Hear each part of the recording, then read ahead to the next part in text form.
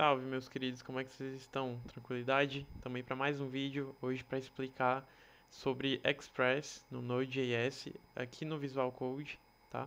Então, sem mais delongas, vamos para a explicação. Bom, basicamente o Express é uma solução para endpoint aí no back-end, onde você pode fazer o consumo de endpoints para fazer requisição, pode ser de consulta. Existem várias formas, né, que é o POST também, o método POST de enviar dados, o GET, que seria o de consulta, e são esses dois os básicos que a gente vai trabalhar, tá? Basicamente, para começar, você tem que colocar o seu terminal aqui, tá? Basicamente, vem aqui, terminal, new terminal, e você vai instalar os primeiros comandos, tá? Os primeiros comandos são o ng install express. Só deixa eu copiar novamente.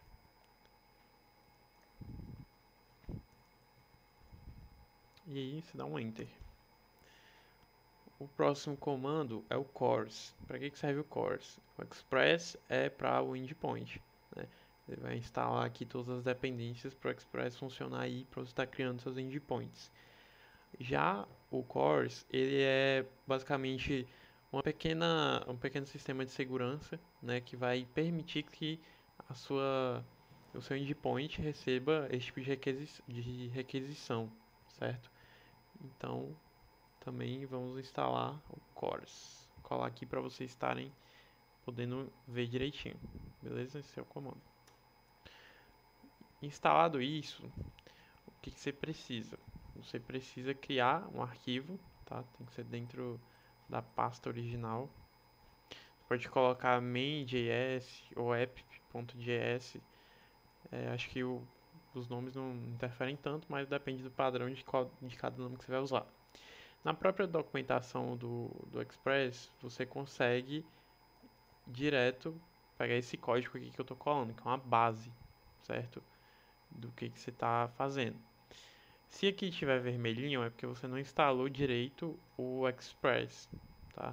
Esse require aqui está fazendo a requisição de um pacote que está instalado, que é o Express. Né? Tanto que se você colocar aqui, ó, ele vai aparecer os pacotes disponíveis, tá? Tem todas essas questões aqui, que eu acho que vem junto com o Node, mas que a gente quer o Express que foi instalado. E o Express utiliza o Node, certo? Então, o que ele faz aqui basicamente? Ele faz a requisição do pacote Express e coloca na variável. Ele invoca o Express na variável app. Ele meio que inicializa o Express. Aqui ele define o nome da porta que a gente quer. E aqui ele invoca os métodos do Express para o seu endpoint. Então, o que está acontecendo aqui? O Express iniciado, que está no nosso app, ele tem a função, né, desse objeto que foi iniciado aqui, do Express, que tem o ponto get, né, o ponto get que vai servir para requisições get, ou seja, de consulta, naquele seu endpoint que tem o barra. Então, por exemplo, se seu site é localhost, né, que é o mais comum, que é o que a gente vai trabalhar aqui, 4200, o barra dele vai retornar o Hello World. Então lá no teu front-end, a gente pode até fazer um videozinho como é que faz para printar esse Hello World, né, algo do tipo. Ele vai mandar lá para a página essa requisição, certo? Então assim, você pode, se você entrar direto no localhost, quando você entrar nesse aqui que a gente, nesse site, lá na página vai ter um Hello World, certo? Que é isso que ele retorna. E quando você fizer a requisição nele na sua aplicação, você vai receber lá no front-end, você vai decidir se você vai mostrar na tela, se você vai colocar, né, se for um número, somar com alguma coisa, então esse tipo de coisa, né? Então, para dar continuidade aqui, a aplicação, né, esse app, vamos chamar de aplicação.listen, significa que ele vai ouvir na porta, né, a porta é a porta 3000, e vai invocar uma função lambda que vai dar um console.log, que é aqui no terminal, certo? Ele é um terminal aqui, digamos assim, um servidor, né, mas no caso é o computador aqui, ele vai printar no terminal. E é isso, tá? Para rodar isso aqui, a gente vai basicamente Node. Você pode instalar o Nodemon também, tá? Depois a gente pode fazer um vídeo explicando como é que instala o Nodemon. Mas aqui o Node e o nome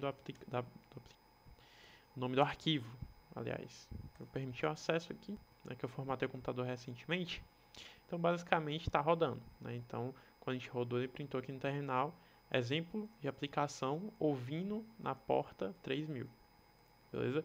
E o que acontece se a gente abrir essa porta 3000? O que vai acontecer aqui? Localhost 3000. Ele vai retornar esse Hello World, tá?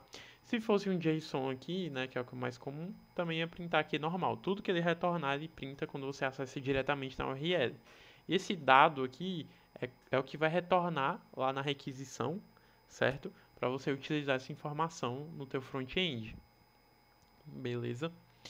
E o CORS, que é necessário, né, no que a gente vai utilizar, você precisa instalar ele e colocar no teu back-end, que a gente vai fazer agora. O CORS, ele também vai ser importado numa variável, né, vai ser requisitado. E ele realmente existe, né? Então, se você apagar aqui, clicar aqui e digitar CORS, ele aparece, certo? E ele é colocado aqui para você iniciar ele. Ah, mas como é que eu faço a iniciação do CORS, assim como o Express, né, que tem essa necessidade? Ao contrário do que a gente fez com o Express, a gente vai precisar que o Express utilize o CORS, né? E como é que a gente faz isso? A gente basicamente coloca aqui a aplicação utiliza, né, esse ponto use, ele também faz parte do Express aqui iniciado. Ele vai utilizar o CORS iniciado, ou seja, vai permitir que o nosso front-end faça aplicações, requisições, aliás, para o nosso back-end, tá certo? Então, além do get, eu também gostaria de mostrar para vocês como é que se utiliza para fazer o post, né? Eu vou pegar aqui um exemplo bem interessante para vocês de uma aplicação real. Esse aqui é de uma aplicação real, tá? .get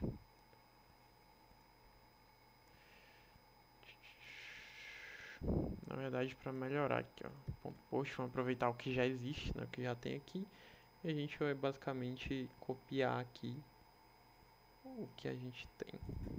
Pronto, para mostrar para vocês. Então, basicamente vai ser a mesma coisa, só que aqui eu estou trazendo dados, certo? E o que eu queria trazer principalmente para vocês é o REC e o RES. O que significa isso? O REC vai ser o que você envia para a aplicação quando você usa um método POST. E o RES vai ser o que você responde, né? Então, o que eu quero responder se eu receber determinados dados, né? Aqui é uma estrutura bem interessantezinha, que a gente pode estar vendo, que é de login, tá? Então, basicamente, quando eu receber aqui no e-mail, eu vou receber na requisição, no corpo da requisição, certo? .body, ele vem como um objeto, né? Essa requisição ela é preenchida como objeto e eu tenho acesso a essa propriedade .body porque ela realmente existe na requisição. Se ela não existisse, rec.body seria nulo, né? Mas se eu coloco lá no objeto da minha requisição, na minha requisição, no corpo da requisição, essa propriedade ela existe. É porque na verdade o body ele sempre vai existir, tá? Na requisição, mas é o e-mail, na verdade, que é a propriedade que eu coloquei lá na minha requisição que existe, no corpo da minha requisição. Então, se o e-mail não existir, ele retorna nulo nisso aqui. Mas então, se eu coloquei na requisição que existe um e-mail, ele vai ter esse acesso. A senha também, né, a mesma coisa, uma constante aqui. E aqui ele vai basicamente fazer uma consulta, não vou explicar tão a fundo isso aqui, é só a nível de exemplo, o que importa mais é esse RES que eu vou explicar aqui, mas basicamente ele faz uma consulta no banco para ver se existe um e-mail, depois ele faz uma desencriptação para ver se a senha está certa, e aqui ele fala que se der erro, né, ele não conseguir autenticar no método de autenticação que eu tenho, que é essa parte azul que eu estou grifando aqui, que eu também não vou explicar porque não é o intuito do vídeo, ele vai retornar 500, né? Então ele vai esse res, que é o que eu queria explicar realmente, ele vai retornar 500, porque a autenticação da senha do usuário não deu certo. Então, se o usuário está tentando logar com a senha errada, vou logicamente retornar que deu erro, o status da requisição. Você pode estar pesquisando aí o que os status significam, certo? No Google. Tem uma lista enorme aí com vários, mas o que a gente usa basicamente é o 500 e o 200. O 200 seria se tivesse dado certo, tá? E não necessariamente eu preciso retornar sempre ele. Por padrão de clean code é interessante que você retorne, né? Para identificar que deu certo ali para o front-end, porque nem sempre as mesmas pessoas que trabalham com o back-end são as mesmas pessoas que vão trabalhar no front-end. Então, quanto mais documentado e mais detalhado, principalmente você retornando o status, você pode deixar mais claro o seu código, tá? Então aqui, basicamente, ele vai setar na resposta, ou seja, configurar na minha resposta o token de acesso daquele usuário, tá? Ele vai retornar aqui como um atributo de chave valor naquela resposta da requisição e vai colocar o token aqui para enviar, certo? E aqui ele vai encerrar a requisição, tá? Então, isso é algo aí bem interessante pra gente estar olhando. Então, esse foi o post que eu gostaria de explicar. Basicamente, eu vou ficar entre o get e o push hoje, que é mais simples e não fica um vídeo tão grande, certo? Qualquer dúvida aí, deixa nos comentários.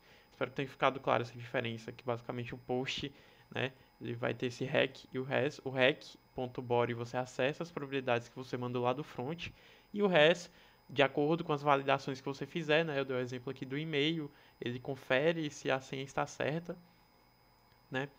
Ele vai responder se deu certo essa configuração, essa validação. Ele vai responder, no caso aqui eu não coloquei o res 200, mas eu poderia colocar aqui o res 200, mas ele responde apenas o token de acesso para a pessoa ter acesso àquela aplicação em caso de sucesso da autenticação.